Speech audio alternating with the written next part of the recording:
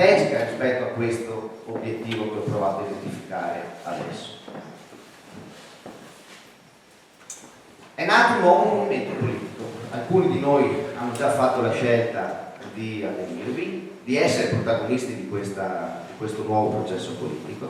Guardate, un processo politico che i media e una certa parte del lorenzismo hanno provato a raccontare, ieri sera abbiamo fatto una direzione a tratti anche divertente, nel senso che si vedeva che c'era la voglia da parte di qualcuno di provocare, diciamo.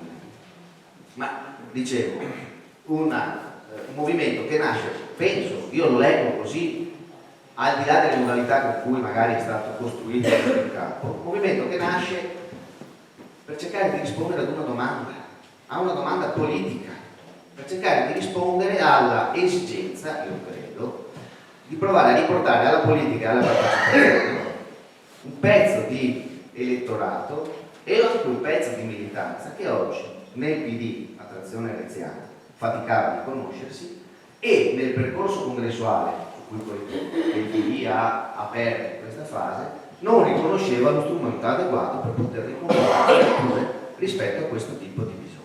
Sto parlando, guardate, non tanto e non solo di ceto politico, sto parlando di persone in carne ed ossa, persone che hanno una cultura e un sentimento di centro-sinistra, persone che hanno bisogno, io credo, di poter riconoscere in una proposta politica che sentono propria, che sentono vicina alle proprie istanze e ai propri bisogni. Non so cosa sia cambiato, io sento tutto diverso.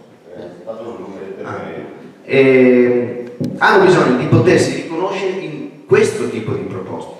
Oggi siamo a un embrione, c'è tutto da costruire da quella parte. Esistono i gruppi parlamentari, qui c'è Delia, che tra l'altro è anche stata nominata vice capogruppo, per cui auguri di buon lavoro anche in questa nuova veste. E dicevo, tutto da costruire, ma è un territorio dentro il quale io penso